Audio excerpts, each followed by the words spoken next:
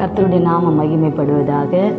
இன்றைய தேடல் நிகழ்ச்சிக்கு உங்கள் அனைவரையும் கர்த்தராகிய இயேசு கிறிஸ்துவின் நாமத்தினாலே நான் வரவேற்கிறேன். இன்றைக்கான தியான வசனமாக ஒரு வசனத்தை நாம் தியானிப்போம். யாத்திராகமம் 20வது அதிகாரம் 2வது வசனத்திலிருந்து 6வது வசனம் வரையில் வார்த்தைகளை குறித்து நாம் தியானிக்கலாம்.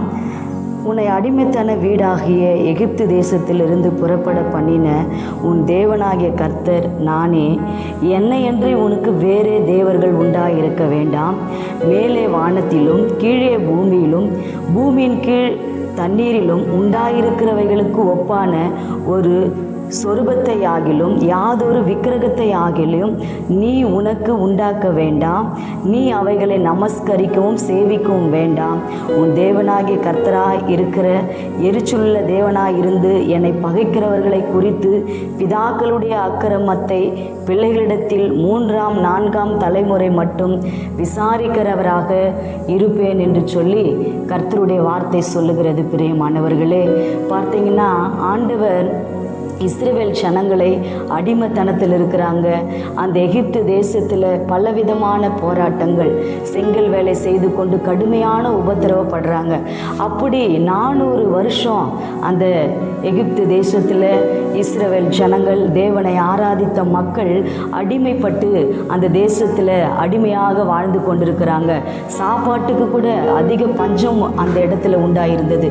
அப்படிப்பட்ட நெருக்கமான சூழ்நிலைகள் எல்லாம் அந்த தேசத்தில் ஆண்டவரை ஆராதிக்கிற மக்கள் அங்கே வாழ்ந்து கொண்டிருந்தார்கள்.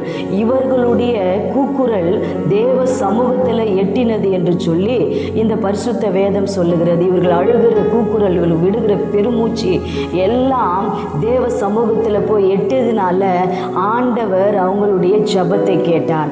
அவங்களுடைய அங்கலாய்ப்பை கேட்டு அந்த ஜனங்களை விடுதலையாக்கும்படிக்கு மோசேயை ஆண்டவர் தெரிந்து கொண்டு அந்த தேசத்துக்கு மோசே மூலமாக இந்த ஜனங்களை ரட்சிப்புக்குள்ள நடத்த வேண்டும் என்று சொல்லி ஆண்டவர் மோசேவை அனுப்பினார்.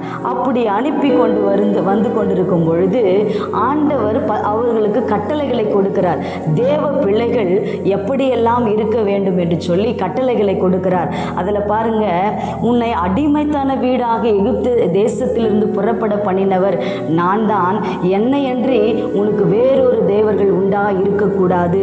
மேலே வானத்திலும் கீழே பூமியிலும் யாதொன்று விக்கிரகத்தை ஆகிலும் சொரூபத்தை ஆகிலும் தண்ணீரை ஆகிலும் எந்த ஒரு இயற்கையை படைக்கப்பட்ட எந்த ஒரு சிருஷ்டிப்பையும் நீங்கள் வணங்கக்கூடாது, அவைகளை தொடக்கூடாது, அவைகளை நமஸ்கரிக்கவும் சேவிக்கவும் கூடாது என்று சொல்லி ஆண்டவர் திட்டமாக இஸ்ரவேல் மக்களுக்கு ஆண்டவர் கட்டளை கொடுக்கிறார். பாருங்க, அப்படி மீறி அந்த அப்படிப்பட்ட தேவர்களையும் அப்படிப்பட்ட சொரூபங்களையும் விக்கிரகங்களையும் நீங்கள் வழிபட்டீங்கன்னா 1000 தலைமுறை மட்டும் உங்கள் பிள்ளைகளிடத்தில் 1000 தலைமுறைக்கு மட்டும் உங்களை நான் விசாரிக்கிறவராக இருப்பேன் என்று சொல்லி கர்த்தருடைய வார்த்தை சொல்லுகிறது. பிரியமானவர்களே, கீழே ஒரு வார்த்தை சொல்லுகிறது, என்னிடத்தில் அன்பு கூர்ந்து என் கற்பனைகளை கை கொள்ளுகிறவர்களுக்கோ 1000 தலைமுறை மட்டும் இரக்கம் செய்கிறவராக இருப்பேன் என்று சொல்லுகிறார். பாருங்க, அந்த அவர் சொன்ன அந்த கட்டளையை நம்ம கரெக்டாக செயல்படுத்தும் பொழுது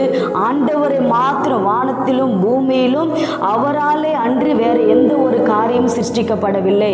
அவர்தான் எல்லாவற்றுக்கும் மேலான தெய்வமாக இருக்கிறார்.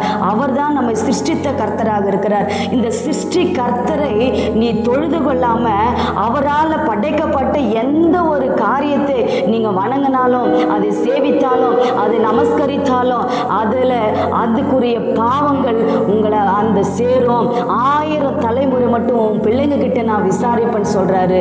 அதே போல அவருடைய வார்த்தைக்கு கீழ்ப்படிந்து, அவருடைய கட்டளைக்கு கீழ்ப்படிந்து அதை நம்ம கை கொண்டு வரும் பொழுது 1000 தலைமுறை மட்டும் நான் உன் பிள்ளைகளுக்கும் சந்ததிக்கு நான் இரக்கம் செய்வேன் என்று சொல்லுகிறார். பிரியமானவர்களே, பிரியமானவர்களே, ஆண்டவருடைய வார்த்தையின்படி இந்த நாளில் அவருடைய கட்டளைகளையும் அவருடைய உபதேசங்களையும் அவர் கற்றுக் கொடுக்கிற ஒவ்வொரு போதனைகளையும் நாம் கடைபிடித்து கீழ்ப்படிந்து ஆண்டவர் சொல்லுகிறபடி அவரை மட்டும்தான் நம்ம ஆராதிக்கணும். அவர் மாத்திரம்தான் ஆராதனைக்கு தகுதியான தெய்வம் என்று சொல்லி வேதம் சொல்லுகிறது. பிரியமானவர்களே, துதிக்கு பாத்திரர் அவர் மாத்திரம்தான். அந்த துதியும் கனமும் மகிமையும் அவர் ஒருவருக்கு மாத்திரம் நம்ம செலுத்தும் பொழுது 1000 தலைமுறைக்கு கர்த்தர் நமக்கு இரக்கம் செய்கிறவராக அவர் காணப்படுகிறார். பிரியமானவர்களே, இந்த வார்த்தையை கேட்டுக்கொண்டிருக்கிற உங்களுக்கு இந்த காலை வேளையில் ஒரு நல்ல செய்தி வருகிறது.